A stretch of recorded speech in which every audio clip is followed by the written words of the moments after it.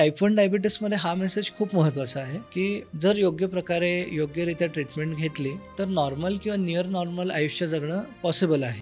आता माझ्याकडे 1 महिन्यापूर्वीच एक मुलगा आला होता, 16 वर्षाचा, 11वी-12वीत आहे तो, आणि त्याच्या मामाचा एक ह्याचा ज्यूस सेंटर आहे, तिथे तो काम करतो, आणि एकदम बारीक, म्हणजे उंची त्याची चांगली जवळपास 6 फूट उंच आहे, आणि वजन त्याचं असं 45-50 किलो वगैरे वजन त्याचं. आला तेव्हा शुगर 500-600 500-600 अशीच होते, आणि त्याला मुळात काय झालं होतं की त्याला डायबिटीस आहे हे त्याला बऱ्याच वर्षापासून माहिती होतं. कधी इन्सुलिन घेणं, कधी न घेणं, आणि शुगर इन्सुलिन घेतले तरी शुगर हाय राहते कारण की तो योग्य पद्धतीने घेत नव्हता. याच्याने त्यांनी त्या गोष्टीवर गिवअपच करून टाकलं होतं. म्हणजे त्याला वाटलं की आता आपलं काही होणारच नाही. सुदैवाने त्याचे मामाही अतिशय समजूतदार होते. दरवेळी मी त्यांना इनिशियली तर दर 2-3 दिवसाला फक्त हे घेतायत ना, बरोबर करतायत ना, हे बघण्यासाठीच बोलवत होतो. तर 1 महिन्यात मग त्याला दिसायला लागलं, स्वतःच चेक करतोय, स्वतः त्याला दिसायला लागलं की आता शुगर आपली जवळपास नॉर्मलच राहते.